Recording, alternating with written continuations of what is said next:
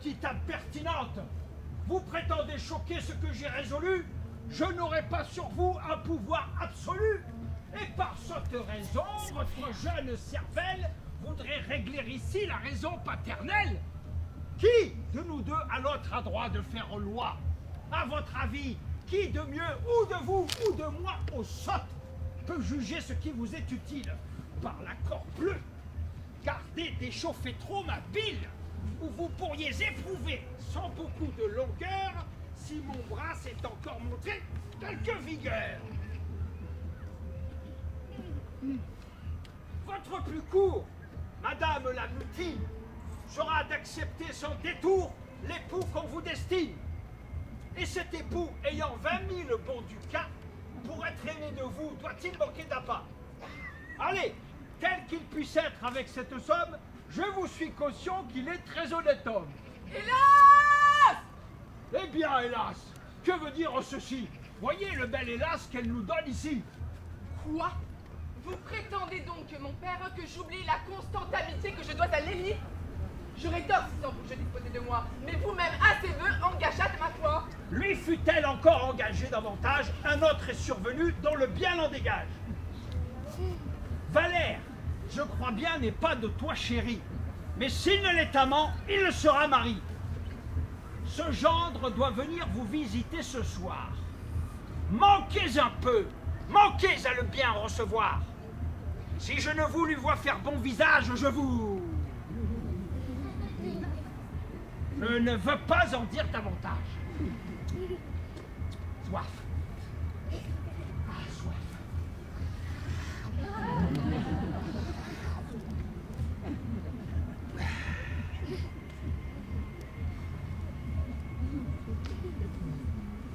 Quoi, madame? Refusez avec cette rigueur ce que tant d'autres gens voudraient de tout leur cœur. Hélas! Que ne veut-on aussi me marier? Ce ne serait pas moi qui me ferais prier. Et loin qu'un pareil oui me donnât de la peine, croyez que j'en dirais bien vite une douzaine. Enfin, madame, il n'est rien de tel, croyez-moi, que d'avoir un mari, la nuit, auprès de soi, ne fût-ce que pour l'heure d'avoir qui vous salue, d'un Dieu vous soit en aide, alors qu'on éternue. Peux-tu me conseiller de commettre un forfait? D'abandonner Lélie et prendre ses malfaits? Votre Lélie aussi n'est ma foi qu'une bête, puisque si hors de temps son voyage l'arrête. Et la grande longueur de son éloignement me le fait soupçonner de quelque changement.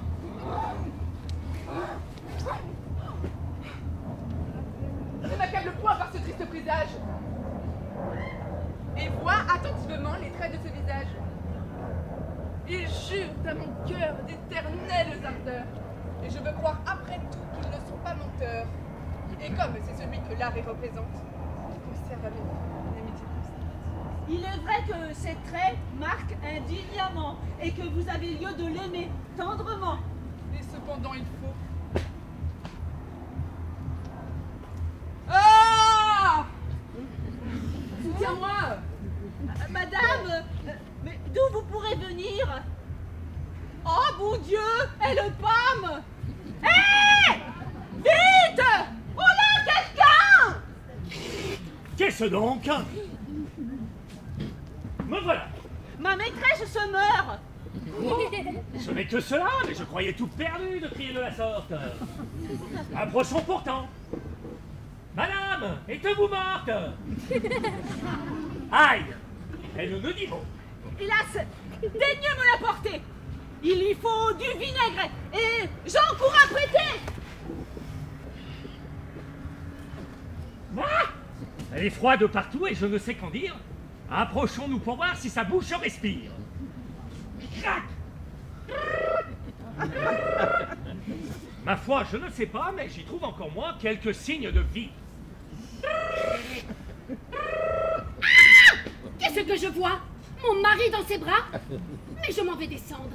Il me trahit sans doute. Et je veux le surprendre. Il faut se dépêcher de l'aller secourir.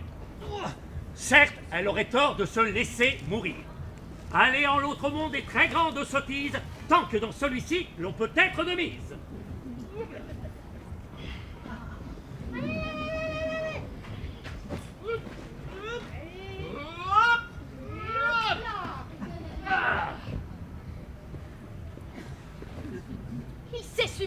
éloigné de ces lieux, et sa fuite a trompé mon désir curieux.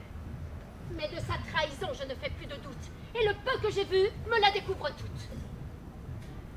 Je ne m'étonne plus de l'étrange froideur dont je le vois répondre à ma pudique ardeur. Il réserve l'ingrat ses caresses à d'autres, et nourrit leur plaisir par le jeûne des nôtres. Dans les commencements, ce sont toutes merveilles. Il témoigne pour nous des ardeurs non pareilles.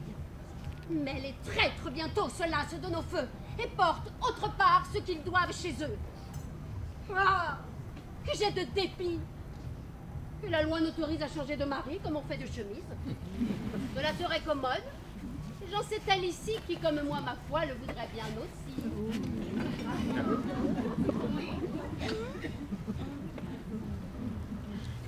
Mais quel est ce bijou que le sort me présente?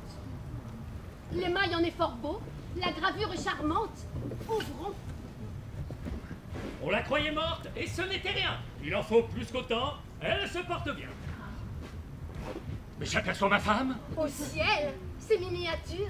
Et voilà d'un bel homme une vive peinture. Que considère-t-elle avec attention? Ce portrait, mon honneur, ne me dit rien de bon. D'un fort vilain soupçon, je me sens l'âme émue. Jamais rien de plus beau ne s'offrit à ma vue. Le travail plus que l'or s'en doit encore priser. Oh, que cela sent bon. Quoi, peste le baiser? Ah, j'en tiens! Avouons qu'on doit être ravi quand d'un homme ainsi fait on se peut voir servi. Et que si l'on comptait avec attention, le penchant serait grand à la tentation. Ah, que n'ai-je un mari d'une aussi bonne mine, au lieu de mon pelé, de mon rustre, de mon condamné. Maxime, nous vous y surprenons en faute contre nous et diffamant l'honneur de votre cher époux. Donc, à votre calcul, ô maître digne femme, monsieur tout bien compté ne vaut pas bien madame.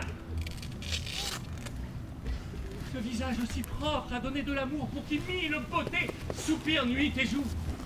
Bref, en tout et partout, ma personne charmante n'est donc pas un morceau dont vous soyez content. Et pour rassasier votre appétit gourmand, il faut à son mari le ragoût d'un galant. J'entends un demi-mot à la raillerie. Tu crois par ce moyen? À d'autres, je vous prie.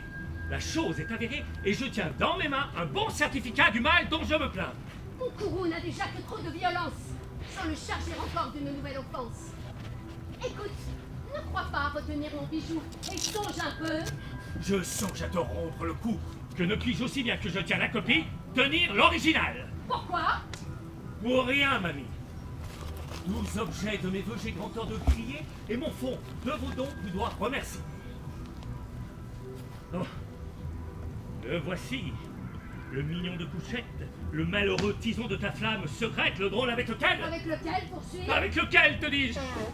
Et j'en crève d'ennui. Donc, après m'avoir fait la plus sensible offense, qui puisse d'une femme exciter la vengeance, tu prends d'un coup le vain amusement pour prévenir l'effet de mon ressentiment? Un pareil procédé, l'insolence est nouvelle. Celui qui fait l'offense est celui qui querelle. Eh, la bonne effrontée! À voir ce fier maintien, ne la croirait-on pas une femme de bien? Va, poursuis ton chemin, cajole tes maîtresses, adresse-leur tes vœux et fais-leur des caresses. Mais rends-moi mon portrait sans te jouer de moi. Oui, tu crois m'échapper? Je l'aurai malgré toi!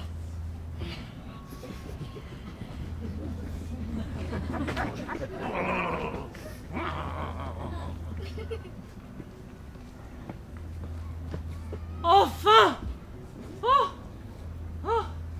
Nous y voici! Oh! Mais, monsieur! Si je l'ose, je voudrais vous prier de me dire une chose. Eh bien, parle! Avez-vous le diable dans le corps pour ne pas succomber à de pareils efforts? Depuis 8 jours entiers, avec vos longues traites, nous sommes à piquer de chiennes et de mazettes. De qui le train maudit nous a tant secoué que je m'en sens pour moi tous les membres roués. Sans préjudice encore d'un accident bien pire qui m'afflige un endroit que je ne veux pas dire. Cependant arrivé, vous sortez bien, les beaux, sans prendre de repos ni même manger un morceau. Ce grand empressement n'est point digne de blâme. De l'hymen de Célie, on alarme mon âme. Tu sais que je l'adore. Et je veux être instruit avant tout autre soin de ce funeste bruit. Oui, mais un beau repas vous serait nécessaire pour saler éclaircir monsieur de cette affaire. et votre cœur sans doute en deviendrait plus fort pour pouvoir résister aux attaques du sort. Croyez-moi, bourrez-vous, et sans réserve aucune, contre les coups que peut vous porter la fortune. Et pour fermer chez vous l'entrée à la douleur, de 20 verres de vin entourez votre cœur. Je ne saurais manger. Oh, ça ferait bien, moi, je meurs. Votre dîner, pourtant, serait prêt tout à l'heure. Tais-toi, je te l'ordonne. Ah, tu l'envie humain. J'ai de l'inquiétude et non pas de la faim. Moi, j'ai de l'inquiétude et de la faim de voir qu'un sot amour fait toute votre étude. Laisse-moi m'informer de l'objet de mes vœux. Et sans m'importuner, va manger si tu veux. Je ne réplique point ce qu'un maître ordonne. Non, non. À trop de peur, mon âme s'abandonne. Le père m'a promis, et la fille a fait voir des preuves d'un amour qui soutient mon espoir. Oh, nous l'avons, et je puis voir à l'aise la trogne du malheureux Pandare qui cause ma vergogne. Il ne m'est point connu. Dieu, qu'aperçois-je ici? Et si c'est mon portrait, que dois-je croire aussi? Ah! Pauvre Sganarelle, à quelle destinée ta réputation est-elle condamnée? Faut-il... Ce gage ne peut, sans alarmer ma foi, être sorti des mains qui le tenaient de moi. Faut-il que désormais à deux doigts l'on te montre, qu'on te mette en chanson, et quand tout te rencontre, on te rejette au nez ce scandaleux affront qu'une femme mal née imprime sur ton front? Me trompais-je? Ah, truand! As-tu bien le courage de m'avoir fait cocu dans la fleur de mon âge? Et femme d'un mari qui peut passer pour beau, faut-il qu'un marmouset, un maudit étourneau? Je ne m'abuse point, c'est mon portrait lui-même. Cet homme est curieux. Ma surprise est extrême. À qui donc en a-t-il? Je le veux accoster. Puis-je... Hey, de grâce! Un mot! Que me veut-il conter? Puis-je obtenir de vous de savoir l'aventure qui fait dedans vos mains trouver cette peinture? D'où lui vient ce désir? Mais je m'avise ici? Ah! Ma foi! Me voici de son trouble éclairci! C'est le mari de ma femme, ou plutôt non? C'est l'âme de mon âme! Ah! Oh. Retirez-moi de peine et dites d'où vous vient! Nous savons, Dieu merci, le souci qui vous tient. Ce portrait qui vous fâche est votre ressemblance, il était en des mains de votre connaissance. Et ce n'est pas un fait qui sera secret pour nous que les douces ardeurs de la dame et de vous. Je ne sais pas si j'ai dans sa galanterie l'honneur d'être connu de votre seigneurie, mais faites-moi celui de cesser désormais un amour qu'un mari peut trouver fort mauvais. Et songez que les nœuds sacrés du mariage... Moi, celle, dites-vous, dont vous tenez ce gage... est ma femme, et je suis son mari. Son mari? Oui, son mari, vous dis-je. Et mari, très mari. Vous en savez la cause? Je m'en vais l'apprendre sur l'heure à ses parents.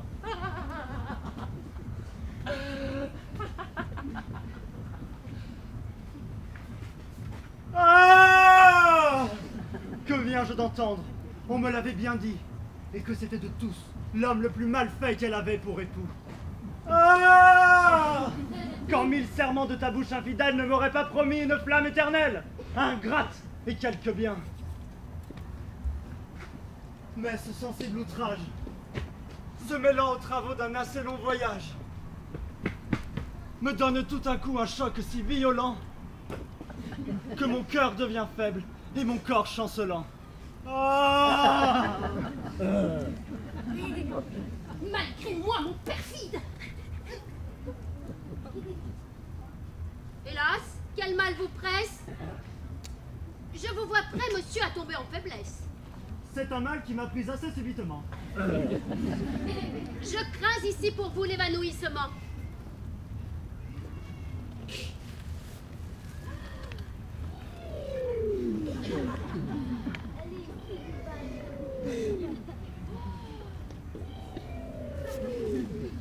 Entrez dans cette salle, en attendant qu'il passe. Pour un moment ou deux, j'accepte cette grâce. On ne peut pas mieux dire. En effet, il est bon d'aller tout doucement. Peut-être sans raison me suis-je mis en tête ces visions cornues et les sueurs au front me sont trop tôt venues. Par ce portrait dont enfin je suis alarmé, mon déshonneur n'est pas tout à fait confirmé. Tâchons donc par nos soins de... Que vois-je? Je meurs! Il n'est plus question de portrait assez tard! Voici la chose en propre, originale! Mais c'est par trop boité, monsieur. Et votre mal, si vous sortez si tôt? pourra bien vous reprendre. Non. Non, je vous rends grâce autant qu'on puisse se rendre de l'obligeant secours que vous m'avez prêté. La masque, encore après lui, fait civilité. Il m'aperçoit, voyons ce qu'il pourra me dire. Ah! Mon âme s'émeut et cet objet m'inspire. Mais je dois condamner cet injuste transport et n'imputer mes mots qu'aux rigueurs de mon sort. Envions seulement le bonheur de sa flamme.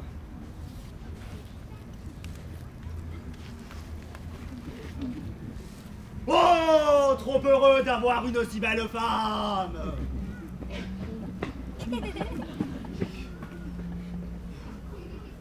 Ce n'est point s'expliquer en termes ambigus.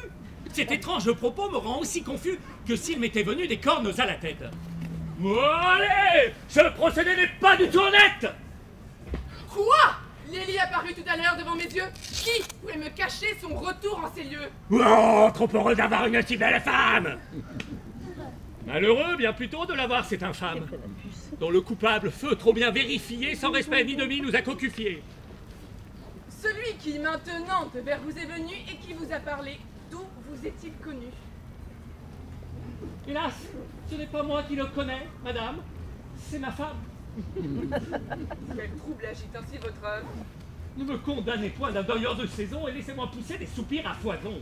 D'où vous peuvent venir ces douleurs non communes? Si je suis affligé, ce n'est pas pour des prunes, et je le donnerai à bien d'autres qu'à moi, de se voir sans chagrin au point où je me vois. Comment? Ce damoiseau, parlant par révérence, me fait cocu, madame, avec toute licence. Et je suis par ses yeux avéré aujourd'hui le commerce secret de madame et de lui. Celui qui maintenant? Oui, oui, me déshonore. Il adore ma femme et ma femme l'adore. Ah! J'avais bien jugé que ce secret retour ne pouvait me couvrir que quelques lâches tours. J'ai d'abord tremblé en le voyant paraître, par un pressentiment de ce qui devait être. Vous me défendez avec trop de bonté, tout le monde n'a pas la même charité. Et plusieurs qui tantôt ont appris mon martyre bien loin d'y prendre part, n'en ont rien fait que rire. Est-il rien de plus noir que ta lâche action? Et peut-on lui trouver une punition? Oh, ciel, est-il possible? Que voilà bien parlé. Oh, traître! Scélérat! À me doubler 100 fois! La bonne âme! Non, non, l'affaire n'a point de gêne qui ne soit pour ton crime une trop douce peine! Il est trop vrai pour moi! Avoir ainsi traité la même innocence et la même bonté! Aïe! Un cœur qui jamais n'a fait la moindre chose à mériter l'affront ou ton mépris l'expose! Il est vrai! Et qui est bien loin, mais c'est trop, et ce cœur ne saurait y songer sans mourir de douleur! Ne vous fâchez pas tant, ma très chère madame. Mon mal vous touche trop et vous me percez l'âme. Mais ne t'abuse pas jusqu'à te figurer. T'as des plaintes sans prix, j'en veuille demeurer. Mon cœur, pour se venger, c'est ce qu'il te faut faire. Et j'y cours de ce pas, rien ne m'en peut te distraire. Que le ciel la préserve à jamais de danger. Voyez quelle bonté de vouloir me venger. En effet, son courroux qui excite ma disgrâce m'enseigne hautement ce qu'il faut que je fasse. Et l'on ne doit jamais souffrir sans dire un mot de semblables affronts, à moins qu'il traverse. Oh, courons donc chercher ce pandard qui m'affronte. Montrons notre courage à venger notre honte. Vous apprendrez, Maroufle, à rire à nos dépens et sans aucun respect faire au cocu les gens. La faille.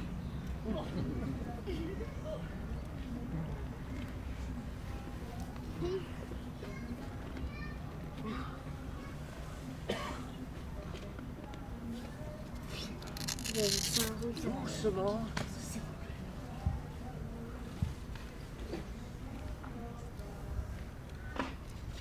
Cet homme a bien la mine un peu bouillante et l'âme un peu mutile.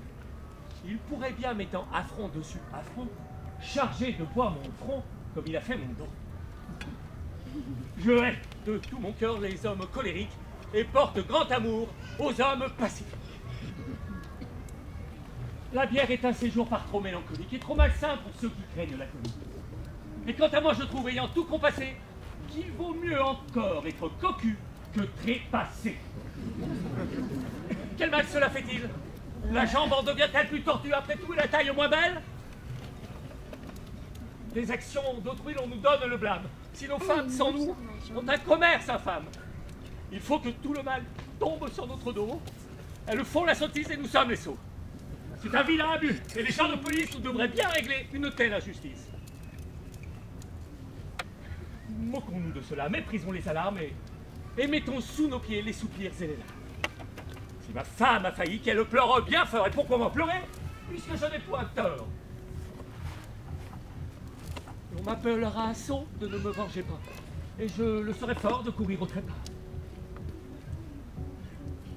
Je me sens pourtant là remuer une bile qui veut me conseiller quelque action virile. Oui, le courroux me prend ses trompettes au poltron, je veux résolument me venger du larron. Déjà, pour commencer dans l'ardeur qui m'enflamme, je vais dire partout qu'il couche avec ma femme. Il couche avec ma femme! Il couche avec sa femme. Bon. Soif. Soif.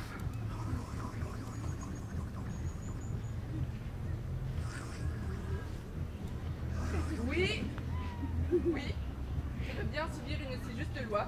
Mon père disposait de mes vœux et de moi. Faites quand vous voudrez signer cette hyménée. À suivre mon devoir, je suis déterminée. Ah! Je prétends gourmander mes propres sentiments et me soumettre en tout à vos commandements. Ah! Voilà qui me plaît de parler de la sorte. Parbleu, si grande joie à l'heure me transporte que mes jambes cabrioleraient si nous n'étions point vus de gens qui s'en riraient. Va! Le plaisir de te voir bien né me fera rajeunir de 10 fois une année.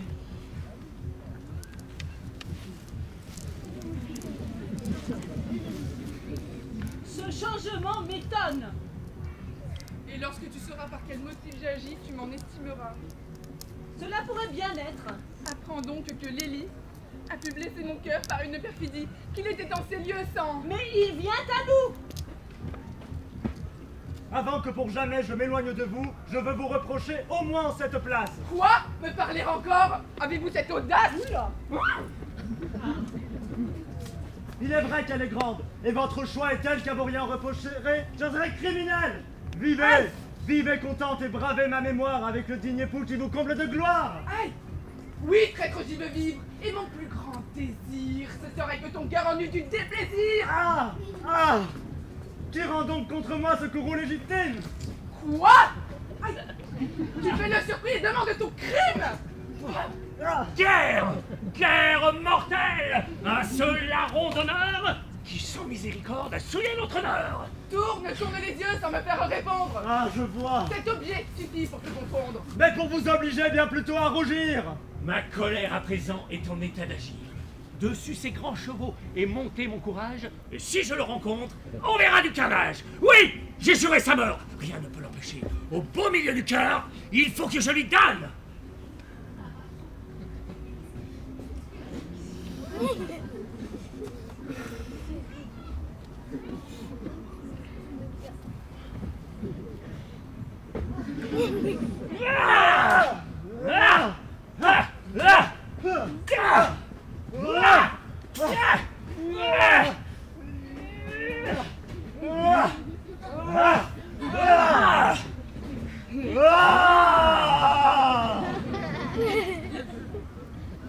À qui donc en veut-on? Je n'en veux à personne. Pourquoi ces armes-là?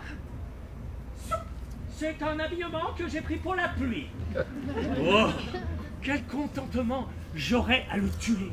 Prenons-en le courage. Oh! Je ne parle pas. Poltron dont j'enrage. Lâche, vrai cœur de poule.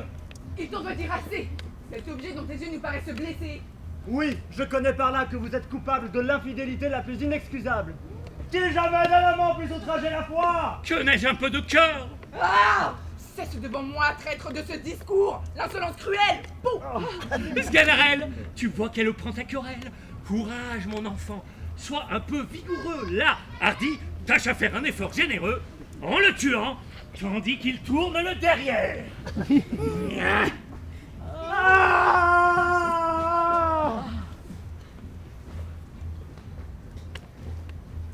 Puisqu'un pareil discours émeut votre colère, je dois de votre cœur me montrer satisfait et l'applaudir ici du beau choix qu'il a fait. Oui, oui, mon choix est tel qu'on n'y peut rien reprendre. Crac! Ouf! Allez, vous faites bien de le vouloir défendre. Sans doute. Elle fait bien de défendre mes droits. Cette action, monsieur, n'est point selon les lois. J'ai raison de m'en plaindre. Et si je n'étais sage, on verrait arriver un étrange carnage. D'où vous naît cette plainte? Et quel chagrin brutal! Suffit. Vous savez bien où le bois me fait mal. Mais votre conscience et le soin de votre âme, vous devrez mettre à votre barbe que ma femme est ma femme. Et que vouloir me la voler, que ce n'est point du tout agir en bon chrétien. Un semblable soupçon est bas et ridicule. Allez! Dessus ce point, n'ayez aucun scrupule. Je sais qu'elle est à vous, et bien loin de brûler. Ah! Qui si tu sais bien, traître dissimulé! Quoi? Me reprochez-vous d'avoir une pensée de qui son âme est sujette de se croire offensée? De cette lâcheté voulez-vous me noircir? Parle à lui-même, il pourra t'éclaircir. Vous me défendez mieux que je ne saurais faire, et du bien qu'il faut, vous prenez cette affaire.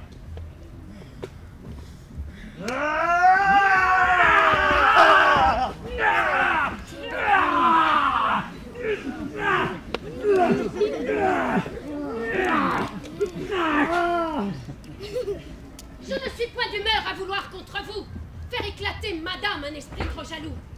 Mais je ne suis point dupe et vois ce qui se passe. Il est de certains feux de fort mauvaise grâce, et votre âme devrait prendre un meilleur emploi que de séduire un cœur qui doit n'être qu'à moi. Pouh. Oh! Oh! La déclaration est assez ingénue. On ne demandait pas qu'Arogne ta venue, tu as bien querellé lorsqu'elle me défend, et tu trembles de peur qu'on t'ôte ton galant. Allez, ne croyez pas que l'on en ait envie. Tu vois tous ces mensonges et j'en suis fort ravie. Ah! Comment veut-on compter? Ma foi, je ne sais pas quand on verra finir ce galimatia. Déjà, depuis longtemps, je tâche à le comprendre. Et si plus je l'écoute, moins je puis l'entendre, je vois bien à la fin que je m'en dois mêler. Répondez-moi par ordre et me laissez parler. Vous, qu'est-ce qu'à son cœur peut reprocher le vôtre? Que l'infidèle a pu me quitter pour un autre. Que lorsque sur le bruit de son hymen fatal, j'accours tout transporté d'un amour sans égal, qui résistait à l'ardeur de se croire oublié. Mon abord en ces lieux la trouve mariée. Mariée? À qui donc? À lui. Comment donc? Bah, oui, Da. Est-il vrai? Moi, j'ai dit que c'était à ma femme que j'étais marié. Dans un grand trouble d'âme, tantôt de mon portrait, je vous ai vu saisi. Il est vrai. Le voilà. Vous m'avez dit aussi que celle aux mains de qui vous aviez pris ce gage était liée à vous des nœuds du mariage. Sans doute. Et je l'avais de ses mains arrachées, et n'eusse pas sans lui découvert son péché. Que me viens-tu là compter par ta plainte importune? Je l'avais sous mes pieds rencontré par fortune. Et même quand après ton injuste courroux, j'ai fait dans sa faiblesse entrer monsieur chez nous, je n'ai pas reconnu le trait de sa peinture. C'est moi qui du portrait ai causé l'aventure. Je l'ai laissé choir en cette pamoison, qui m'a fait, par vos soins, remettre à la maison. Vous le voyez, sans moi, vous y seriez encore. Et vous aviez besoin de mon feu d'élévore. Prendrons-nous tout ceci pour argent comptant? Mon front là sur mon âme est bien chaude pourtant. Ma crainte toutefois n'est pas trop dissipée. Et d'où que soit le mal, je crains d'être trompé. Et mutuellement, croyons-nous gens de bien. Je risque plus du mien que tu ne fais du tien. Accepte sans façon le marché qu'on propose. Soit, mais gare le bois si j'apprends quelque chose. Aïe!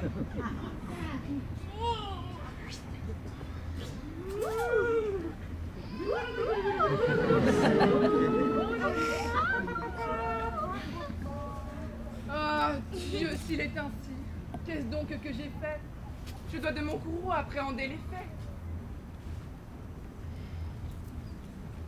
Oui, vous croyant sans foi, j'ai pris pour ma vengeance le malheureux secours de mon obéissance. Et depuis un moment, mon cœur vient d'accepter un hymen que j'ai toujours lieu de rebuter. Mais j'ai promis à mon père, et ce qui me désole, mais je le vois venir. Il me tiendra parole. Monsieur, vous me voyez en ces lieux de retour brûlant des mêmes feux. Et mon ardent amour verra, comme je crois, la promesse accomplie qui me donna l'espoir de l'hymen de Célie. Monsieur, que je revois en ces lieux de retour, brûlant des mêmes feux et dont l'ardent amour verra que vous croyez la promesse accomplie qui vous donna l'espoir de l'hymen de Célie. Très humble serviteur à votre seigneur. Quoi, monsieur? Est-ce ainsi qu'on trahit mon espoir? Ben oui, monsieur. C'est ainsi que je fais mon devoir et ma fille en suit les lois. Mon devoir m'intéresse. Mon père a dégagé vers lui votre promesse. Et se répondre en fille à mes commandements. Tu te démens bientôt de tes bons sentiments pour Valère tantôt. Mais j'aperçois son père. Il vient assurément pour conclure l'affaire. Qui vous amène ici, seigneur Vilebrequin? Un secret important que j'ai su ce matin, qui rompt absolument ma parole à donner. Mon fils, dont votre fille a accepté l'hyménée, sous des liens cachés, trompant les yeux de tous, vit depuis 4 mois avec Lise en époux. Et comme des parents, le bien et la naissance m'ont tout le pouvoir d'en casser l'alliance. Ah, brisons-la, brisons-la. Si sans votre congé, Valère, votre fils ailleurs s'est engagé, je ne vous puis sceller que ma fille, Célie, dès longtemps par moi-même est promise à Lily. Et que riche en vertu ce retour aujourd'hui m'empêche d'agréer un autre époux que lui. Un tel choix me plaît fort. Et cette juste envie d'un bonheur éternel va couronner ma vie. Allons choisir le jour où se donner la foi. A-t-on mieux cru jamais être cocu que moi? Vous voyez qu'on se fait la plus forte apparence peut jeter dans l'esprit une fausse créance. De cet exemple-ci, ressouvenez-vous bien, et quand vous verriez tout, ne croyez jamais rien.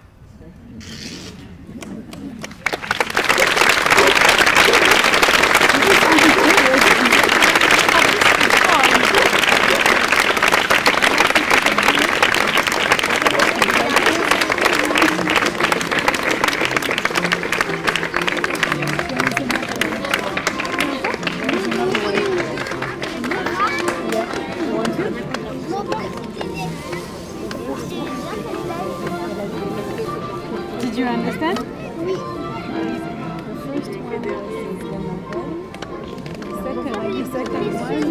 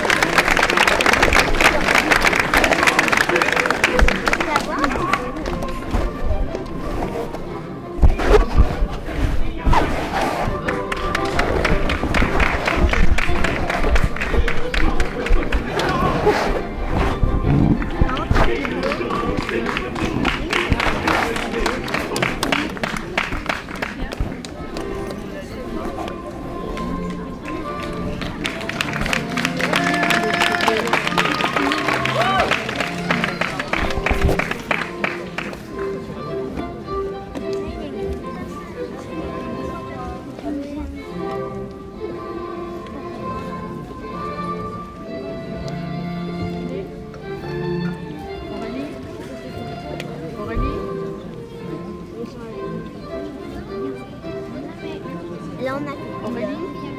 Seigneur Lagrange! Quoi? Regardez-moi un peu sans rire.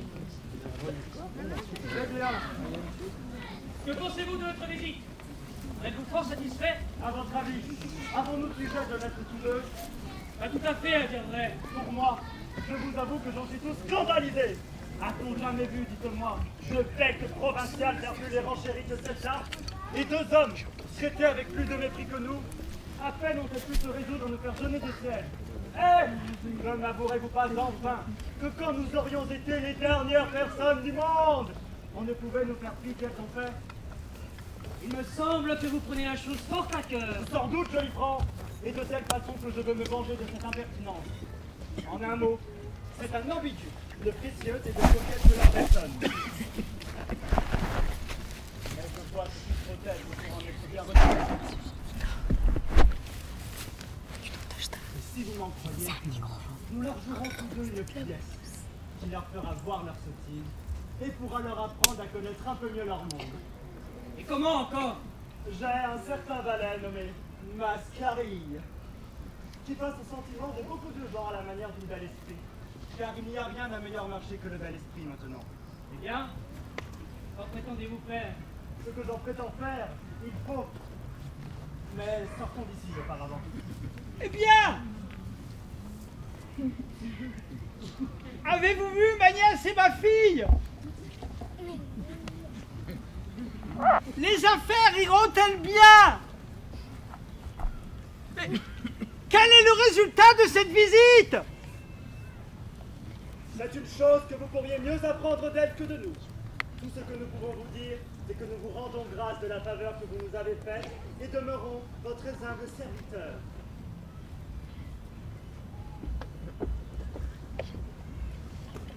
Ouais. Il semble qu'ils sortent mal satisfaits d'ici. D'où peut venir leur mécontentement?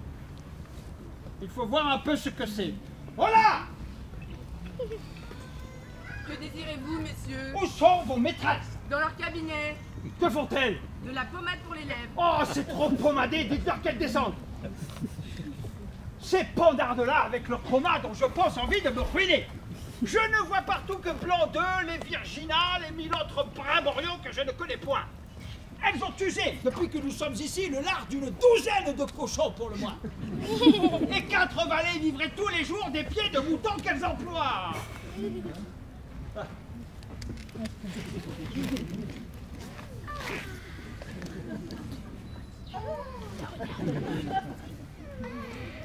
Il est bien nécessaire, vraiment, de faire tant de dépenses pour vous grasser le museau. Dites-moi, qu'avez-vous fait à ces messieurs, que je les vois sortir d'ici avec tant de froideur? Vous avez-je pas commandé de les recevoir comme des personnes que je voulais vous donner pour mari? Et quelle estime, mon père, voulez-vous que nous fassions du procédé irrégulier de ces gens-là? Le moyen, mon oncle, qu'une fille un peu raisonnable se pût accommoder de leur personne. Qui trouvez-vous à redire? La belle galanterie que la leur. Quoi? Débuter d'abord par le mariage? Et par où veux-tu donc qu'il débute? Par le concubinage? N'est-ce pas un procédé dont vous avez sujet de vous louer toutes deux, aussi bien que moi? Est-il rien de plus obligeant que cela? Et le lien sacré où ils aspirent n'est-il pas le témoignage de l'honnêteté de leurs intentions? Ah, mon père! Ce que vous dites là est du dernier bourgeois. Cela me fait honte de vous ouïr parler de la sorte. Et vous devriez un peu vous faire apprendre le bel air des choses. Je n'ai que faire ni d'air ni de chanson. Je te dis que le mariage est une chose sainte et sacrée et que c'est faire un honnête gens que de commencer par là. Mon Dieu! Que si tout le monde vous ressemblait, un roman serait bientôt fini. La belle chose que ce serait si d'abord Cyrus épousait Mandane et Carence de plein pied fut mariée à Clélie. Que vient me conter celle-ci? Mon père, voilà ma cousine, qui vous dira aussi bien que moi que le mariage ne doit jamais arriver qu'après les autres aventures. Il faut qu'un amant, pour être agréable, sache débiter les beaux sentiments, pousser le doux, le tendre et le passionné, et que sa recherche soit dans les formes. Voilà comme les choses se traitent dans les belles manières. Et ce sont des règles dont en bonne galanterie, on ne saurait se dispenser. Mais en venir de but en blanc à l'union conjugale, ne faire l'amour qu'en faisant le contrat du mariage, et prendre justement le roman par la queue, encore un coup, mon père, il ne se peut rien de plus marchand que ce procédé. Et j'ai mal au cœur de la seule vision que cela me fait. Quel diable de jargon entends-je ici? Voici bien du haut style. En effet, mon oncle, ma cousine donne dans le vrai de la chose.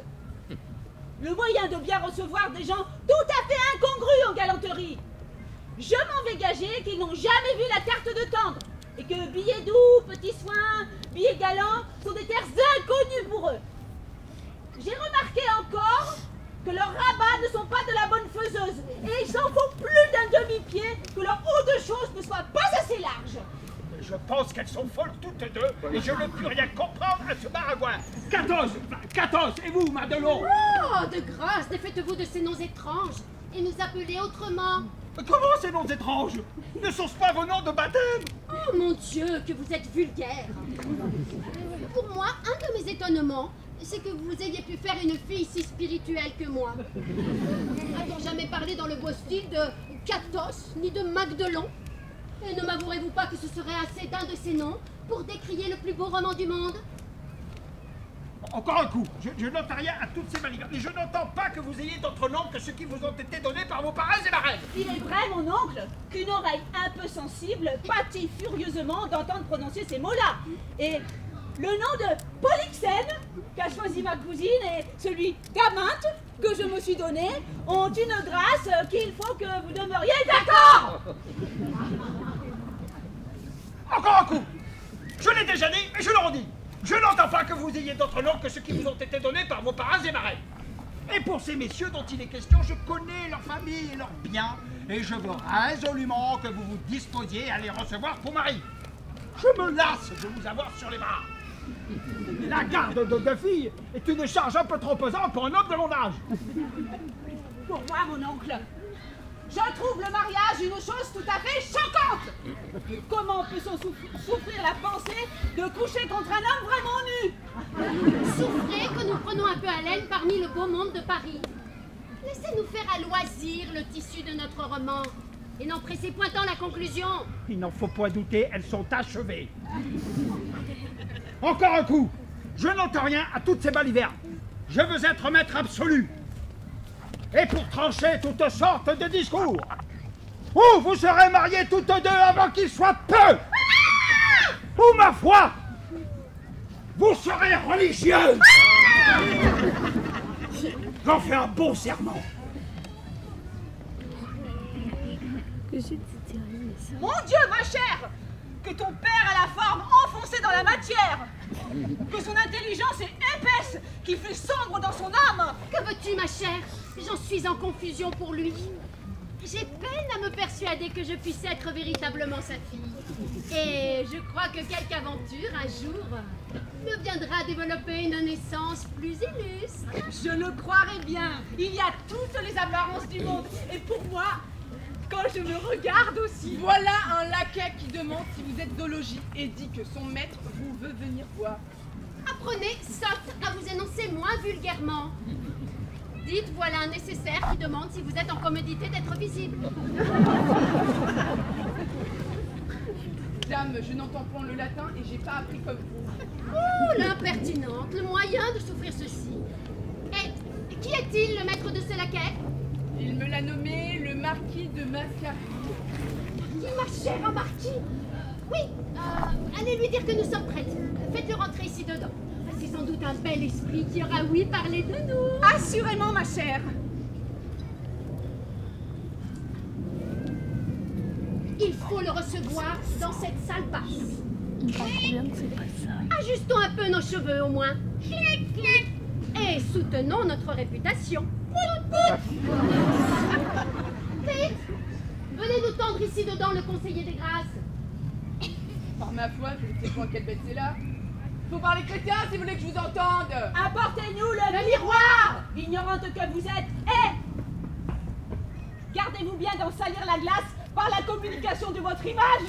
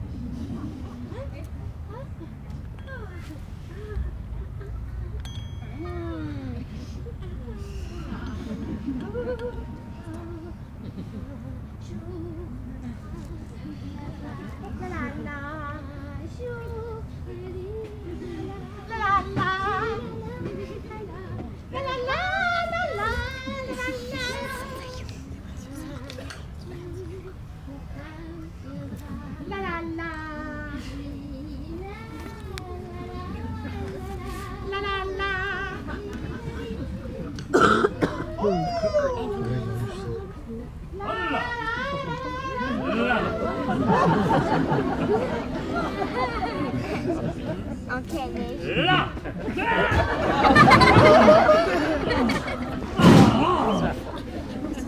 Oh. Je pense que ce maraud-là a dessein de me briser à force de heurter contre les murailles et les pavés. Dame, c'est que la porte est étroite. Vous avez voulu aussi que je sois entré jusqu'ici. Je le crois bien. Voudrais-tu, Faquin, que j'exposasse l'embonpoint de mes plumes aux inclémences de la saison pluvieuse et que j'allasse imprimer mes souliers en boue? Allez, ôte ta chaise d'ici. Payez-moi donc, s'il vous plaît, monsieur. Je dis, monsieur, que vous me donniez de l'argent, s'il vous plaît. Comment, coquin? Demander de l'argent à une personne de ma qualité. Est-ce ainsi qu'on paye les pauvres gens? Et votre qualité me donne-t-elle à dîner?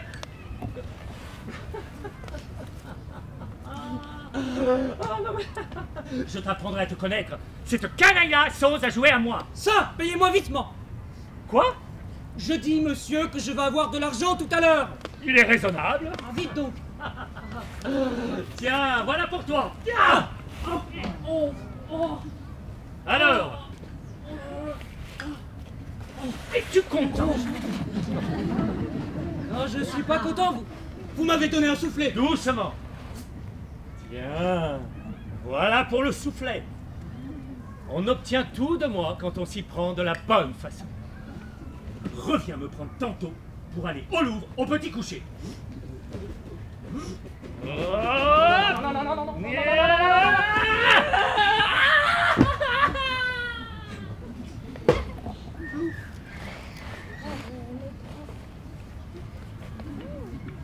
Monsieur!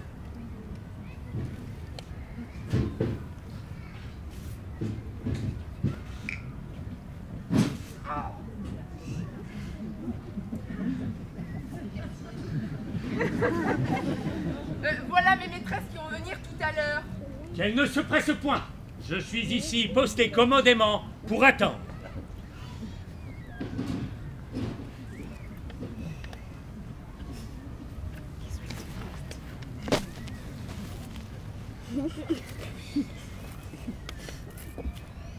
Les voici.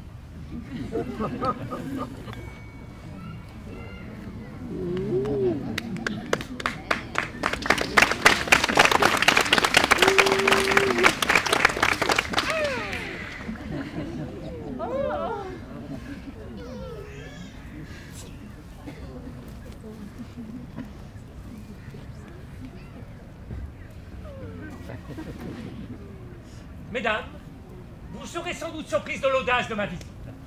Mais votre réputation vous attire cette méchante affaire. Et le mérite a pour moi des charmes si puissants que je cours partout après lui. Si vous poursuivez le mérite, ce n'est pas sur nos terres que vous devez chasser. Pour voir chez nous le mérite, il a fallu que vous l'y ayez amené. Ah. Je m'inscris en faux contre vos paroles. La renommée accuse juste ce que vous allez faire. Et vous allez faire pique-pique et capot à tout ce qu'il y a de galant dans Paris. Votre complaisance pousse un peu trop avant la libéralité de ces louanges. Et nous n'avons garde, ma cousine et moi, de donner de notre sérieux dans le doux de votre flatterie. Ma chère, il faudrait des sièges.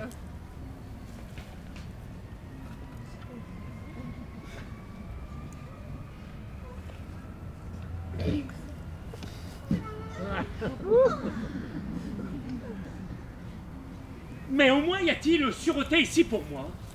Que craignez-vous? Quelques vols de mon cœur, quelques assassinats de ma franchise. Je vois ici des yeux qui ont la mine d'être de fort mauvais garçons, de faire insulte aux civilités et de porter une âme de Turc à mort.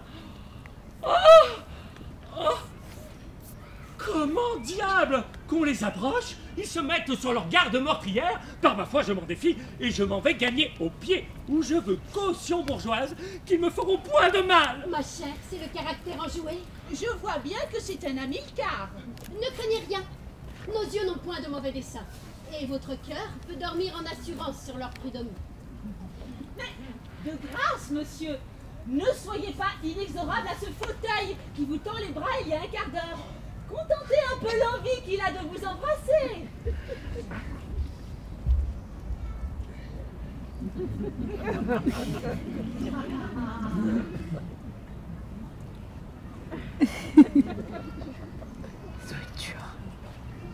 Eh bien, mesdames, que dites-vous de Paris? Hélas, qu'en pourrions-nous dire? Il faudrait être l'antipode de la raison pour ne pas confesser que Paris est le grand bureau des merveilles, le centre du bon goût, du bel esprit et de la galanterie. Pour moi, je tiens que hors de Paris, il n'y a pas de salut pour les honnêtes gens. C'est une vérité incontestable. Il fait un peu crotter, mais nous avons la chaise. Il est vrai que la chaise est un retranchement merveilleux contre les insultes de la boue et du mauvais temps. Vous recevez beaucoup de visites. Quel bel esprit est des vôtres.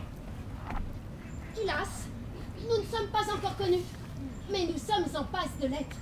Et nous avons une amie particulière qui nous a promis d'amener ici tous ces messieurs du recueil des pièces choisies. Et certains autres qu'on nous a nommés pour être les arbitres souverains des belles choses. C'est moi qui ferai votre affaire mieux que personne. Ils me rendent tous visite. Et je puis dire que je me lève jamais sans une demi-douzaine de beaux esprits. Hélas, nous vous serons obligés de la dernière obligation si vous nous faites cette amitié. Car enfin, il faut avoir la connaissance de tous ces messieurs-là, si l'on veut être du beau monde. Pour moi, ce que je considère particulièrement, c'est que par le moyen de ces visites spirituelles, on est instruite de 100 choses qu'il faut savoir de nécessité, et qui sont de l'essence d'un bel esprit. On apprend par là chaque jour les petites nouvelles galantes, les jolis commerces de prose et de vers. C'est là ce qui vous fait valoir dans les compagnies. Et si l'on ignore ces choses, je ne donnerai pas un clou de tout l'esprit qu'on peut avoir. En effet, je trouve que c'est renchérir sur le ridicule qu'une personne qui se pique d'esprit ne sache pas jusqu'au moindre petit quatrain qui se fait chaque jour. Et pour moi, j'aurais toutes les hontes du monde s'il fallait qu'on vînt à me demander si j'aurais vu quelque chose de nouveau que je n'aurais pas vu. Il est vrai qu'il est honteux de ne pas avoir des premiers tout ce qui se fait. Mais ne vous mettez pas en peine. Je veux établir ici, chez vous, une académie de beaux esprits. Et je vous promets qu'il ne se fera pas un bout de verre dans Paris que vous ne sachiez par cœur avant tous les autres. Pour moi, tel que vous m'envoyez, je m'en exprime un peu comme je le veux. Et vous verrez courir de ma manière dans les plus belles ruelles de Paris 200 chansons, autant de sonnets, 400 épigrammes et plus de 1000 madrigaux, sans compter les énigmes et les portraits. Oh, je vous avoue que je suis furieusement pour les portraits. Je ne vois rien de si galant que cela. Les portraits sont difficiles et demandent un esprit profond. Vous en verrez de ma manière qui vous déplairont pas. Pour moi, j'aime terriblement les énigmes. Cela exerce l'esprit. J'en ai fait 4 ce matin que je vous donnerai à deviner. Les madrigaux sont agréables quand ils sont bien tournés. C'est mon talent particulier. Je travaille à mettre en madrigaux toute l'histoire romaine. Eh, de grâce, cela sera du dernier beau. J'en retiens un exemplaire au moins si vous le faites imprimer. Je vous en promets à chacune un, et des mieux relis. C'est au-dessous de ma condition, je le fais seulement pour donner à aider les libraires qui me persécutent. Je m'imagine que le plaisir est grand de se voir imprimer. Sans doute.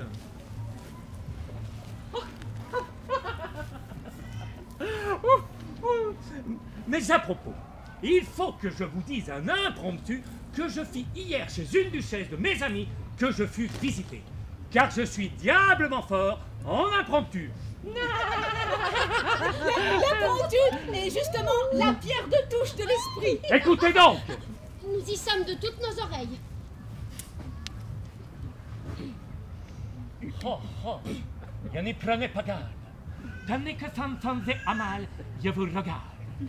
Votre œil en tapinoise me dérobe mon cœur. Au voleur, au voleur, au voleur, au voleur. Oh mon Dieu, voilà qui est poussé dans le dernier galop. Tout ce que je fais a l'air naturel et me vient de manière naturelle. C'est son état. Il en est éloigné de plus de 2000 lieues.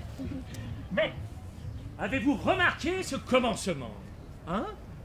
Oh, oh. Voilà qui est remarquable. Oh, oh. Comme un homme qui s'avise tout à coup. Oh!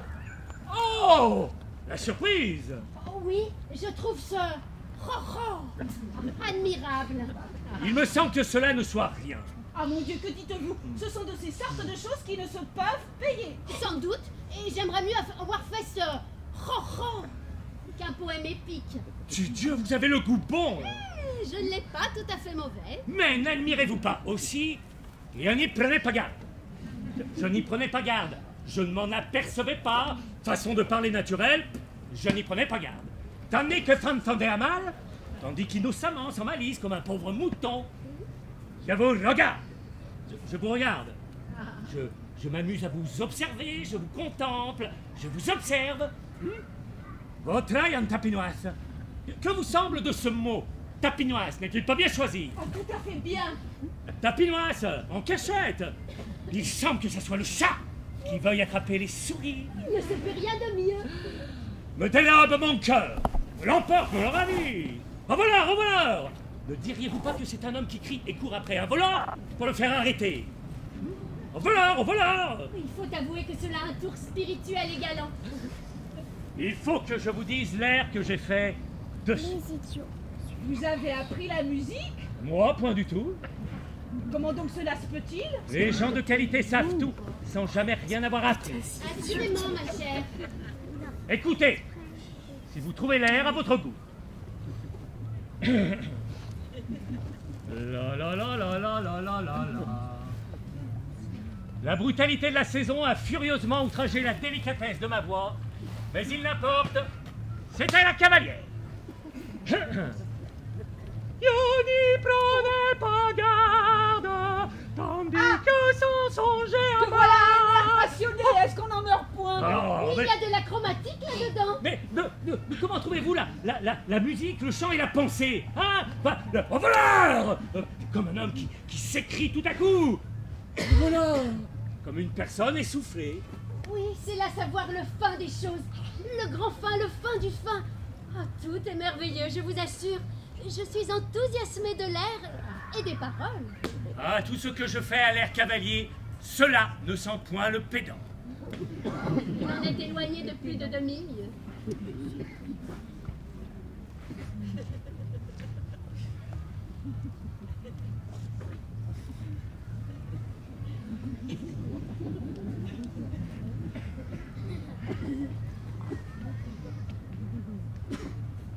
Alors, que dites un peu de ma tenue, hein?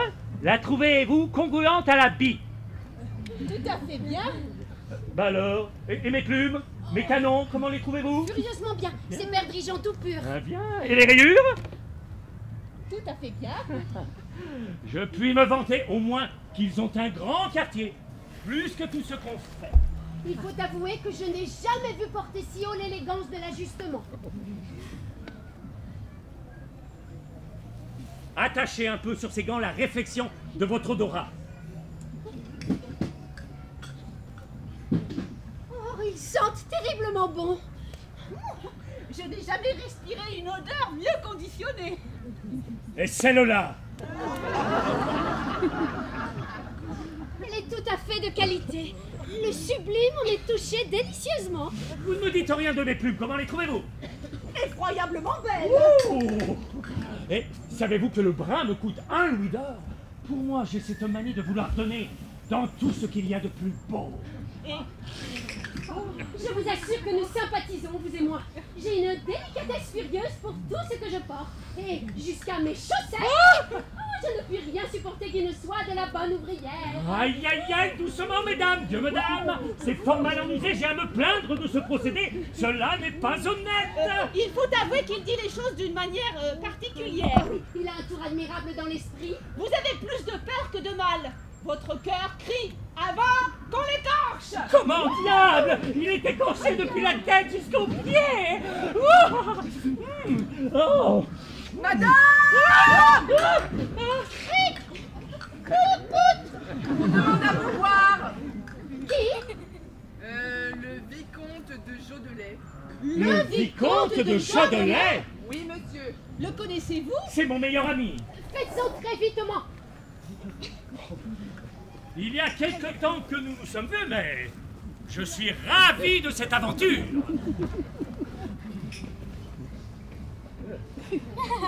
Ah, vicomte! Ah! Marquis! Que je suis aise de te rencontrer! Que j'ai de joie de te voir ici! Oh, bah, baise-moi donc encore un peu, je te prie! Oh, ma toute bonne, nous commençons d'être connus. Voilà le beau monde qui prend le chemin de nous venir voir. Mesdames, agréez que je vous présente ce gentilhomme-ci. Sur ma parole, il est digne d'être connu de vous. Il est juste de venir vous rendre ce qu'on vous doit. Et vos attraits exigent leurs droits seigneuriaux sur toutes sortes de personnes. C'est pousser votre complaisance jusqu'au dernier confin de la flatterie. Cette date est à marquer dans notre almanach comme une journée bien heureuse. Ne vous étonnez pas de voir le vicomte de la sorte. Il ne fait que sortir d'une maladie qui lui a rendu le visage pâle, comme vous le voyez. Ce sont fruits des veilles de la cour et des fatigues de la guerre. Savez-vous que vous voyez dans le vicomte un des derniers hommes du siècle? C'est un brave à 3 poils. Oh, vous ne m'en devez rien, Marquis, et nous savons ce que vous savez faire aussi. Il est vrai que nous nous sommes vus tous deux dans l'occasion. Oh, et dans des lieux où il faisait fort chaud. Oui, mais non, pas si chaud qu'ici. Notre connaissance s'est faite à l'armée. La première fois que nous nous vîmes, il commandait un régiment de cavalerie dans les galères de Malte. Il est vrai, mais vous étiez dans l'emploi bien avant que je n'y fusse et je n'étais encore que petit officier que vous commandiez 2000 chevaux. Ah, ouais. La guerre est une belle chose, ma foi. Mais la cour récompense bien mal aujourd'hui les gens de service comme nous. C'est pour cela que je veux pendre l'épée au croc. Oh, pour moi, j'ai un furieux tendre pour les hommes d'épée. Je les aime aussi, mais je veux que l'esprit assaisonne la bravoure. Te souviens-t-il, vicomte, de cette demi-lune que nous emportâmes sur les ennemis au siège d'Arras? Ouais, que veux-tu dire avec ta demi-lune? Il s'agissait bien d'une lune tout entière. Ah ouais, je pense que t'as raison. Ma foi, il doit bien m'en souvenir, j'y fus blessé à la jambe de coups de grenade, dont je porte encore les traces. Tenez, de grâce, tâtez un peu. Vous sortirez quelques coups, c'était là. Ah, il est vrai que la cicatrice est grande. Donnez-moi donc un peu votre main et tâtez-la au derrière de la tête. Y êtes-vous donc? Oui, je sens quelque chose. C'est un coup de mousquet que j'ai reçu la dernière campagne que j'ai faite. Et ce coup qui me perça de part en part à l'attaque de Gravelines. Je vais vous montrer une furieuse plaie. Il n'est pas nécessaire. Nous le croyons sans y regarder. Ce sont des marques honorables qui font voir ce qu'on est. Dis-moi un peu, vicomte. As-tu là ton carrosse? Pourquoi? Eh bien, nous mènerions promener ces dames hors des murs et leur donnerions un cadeau. Nous ne saurions sortir aujourd'hui. Ayons donc les violons pour danser. Ma foi, c'est bien avisé. Dis-moi, tu as des nouvelles de la duchesse? Oh, il y a plus de 3 semaines que je ne lui ai rendu visite. Sais-tu donc que le duc est venu voir ce matin pour me mener promener avec lui et courir le cerf à la campagne?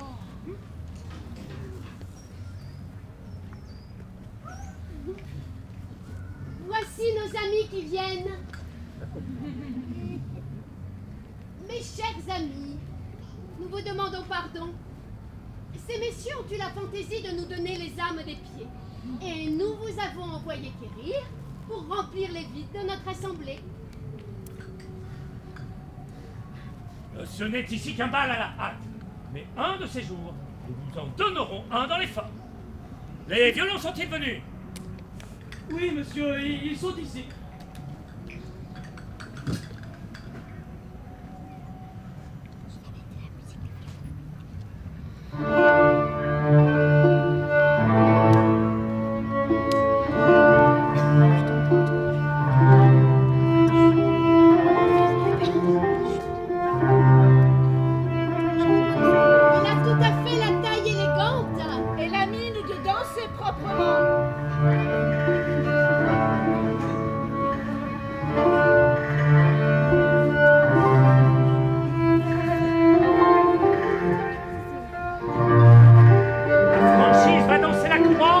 Aussi bien que mes pieds. En cadence, violon, en cadence.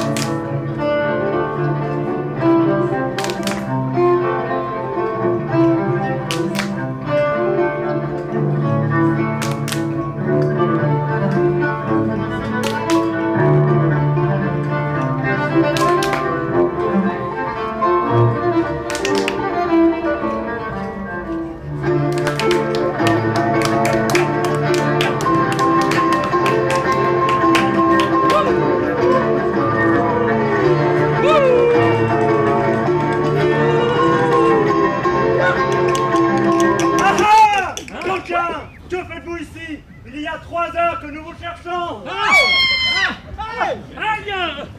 C'est bien à vous, afin que vous êtes à vouloir faire l'homme d'importance. Aïe! Vous n'aviez pas dit que j'allais vous connaître! Oh, que veut donc dire ceci? Ah, c'est une gageure, c'est une gageure. Mais quoi? Vous laissez battre de la sorte?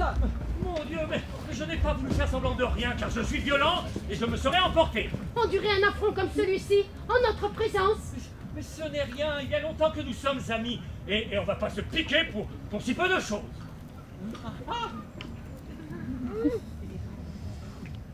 Ma foi, Marot, vous ne vous rirez pas de nous, je vous promets. Entrez, vous autres. Quelle est donc cette audace de venir dans notre présence, dans notre maison? Comment, mesdames? Nous endurerons que nos laquais soient mieux reçus que nous, qu'ils viennent vous faire l'amour à nos dépens et vous donnent le bal? Vos laquais? Oui, nos laquais. Et cela n'est ni beau, ni honnête de nous les débaucher comme vous le faites. Au ciel, quelle insolence! Mais ils n'auront pas l'avantage de se servir de nos habits pour vous donner dans la vue. Et si voulez-vous les aimer, ce sera, ma foi, pour leurs beaux yeux. Vite, qu'on les dépouille sur le champ. Adieu, notre braverie. Voici la marquisa et la vicomtesse à bas. Ha! Coquin! Vous avez l'audace d'aller sur nos brisées? Vous irez chercher autre part de quoi vous rendre plus agréable aux yeux de vos belles. Je vous en assure. C'est trop que de nous supplanter. Et de nous supplanter avec nos propres habits. Pour fortune, quelle est ton inconstance? Qu'on lui ôte jusqu'à la moindre chose. Qu'on le dépouille. Allons-y.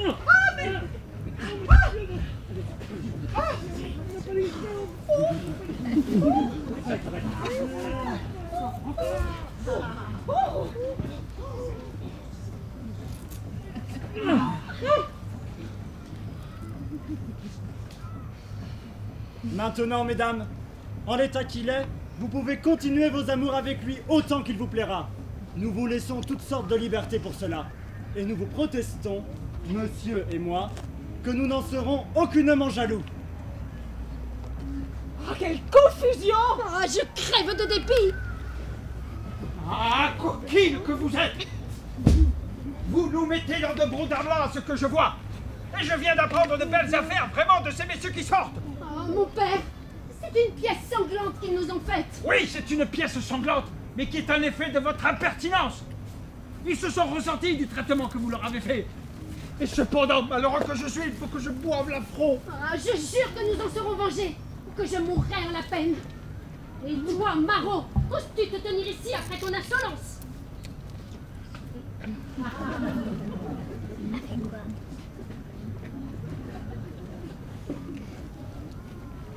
Traiter comme cela un marquis. Voilà ce que c'est que du monde. La moindre disgrâce vous fait mépriser de ceux qui vous chérissent.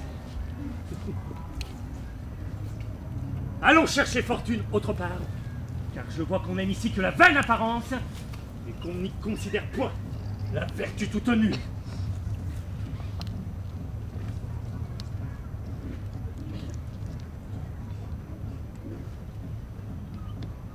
Ah, pandarde, je ne sais ce qui me tient. Nous allons servir de fable et de rizière tout le monde. Et voilà ce que vous vous êtes attiré par vos extravagances. Allez vous cacher, vilaine! Allez vous cacher pour jamais! Ah, attention la petite fille!